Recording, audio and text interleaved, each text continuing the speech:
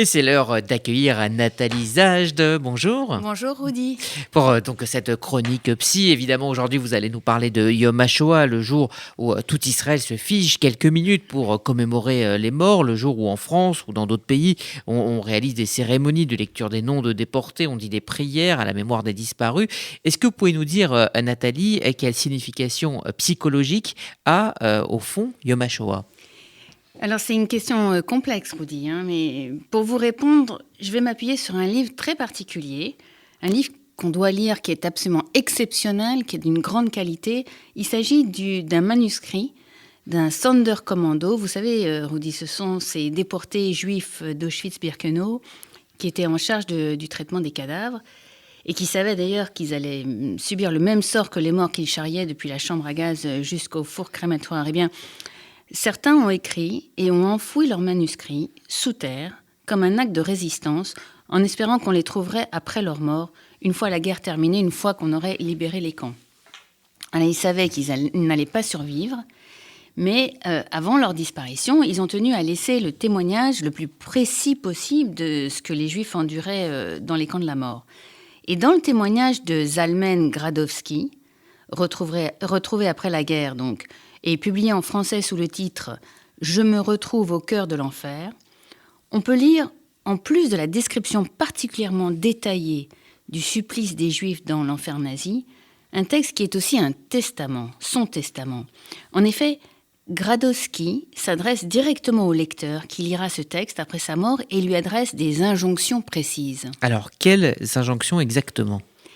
Alors je le cite, page 75, il écrit « Mon écriture s'accompagne du désir qu'au moins une partie infime des informations sur cette réalité parvienne jusqu'au monde et que toi, monde, tu puisses nous venger. » Plus loin, alors qu'il sait qu'il va mourir, il écrit « Il me reste encore une chose dans la vie qui ne me laisse pas en paix.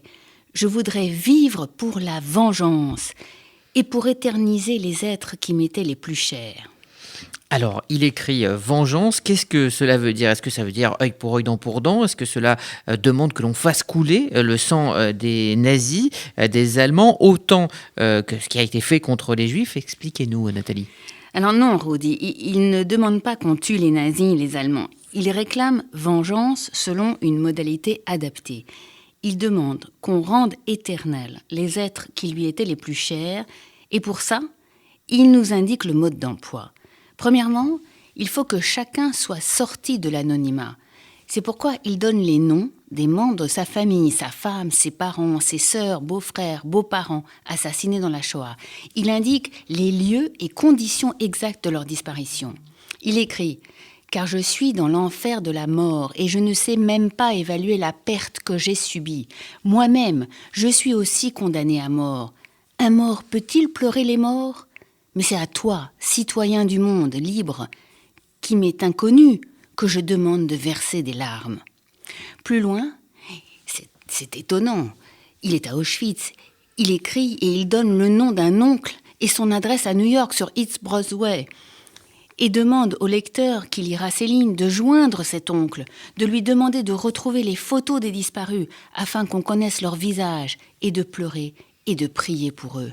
Alors vous dites par là que finalement venger les morts de la Shoah, c'est consacrer à chacun d'entre eux le rituel funéraire juif conforme qu'il n'a pas eu. Oui, c'est exactement ce que je veux dire. Gradowski nous enjoint d'annuler la malédiction nazie. Il nous enjoint de rendre à ses proches, et à lui-même évidemment, son identité en tant qu'individu juif, et il réclame que les morts de la Shoah soient pleurés et priés selon le rite juif auquel tout juif a droit, dont ils auraient dû bénéficier s'ils n'avaient été capturés dans l'enfer génocidaire. Alors, Nathalie, si je comprends bien, et si on ramène ça à la France, eh bien, le travail que Serge et Beate Klarsfeld ont fait est un travail essentiel. Effectivement.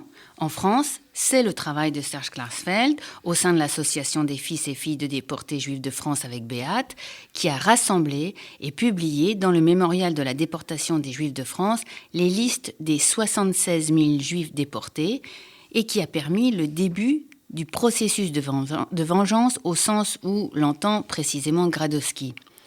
Yom HaShoah, c'est l'occasion pour chacun de mettre en suspens son point de vue propre, son jugement, ses affects, sa singularité psychologique, sa manière d'être juif, pour laisser place, un temps, aux exigences de vengeance des morts de sa famille.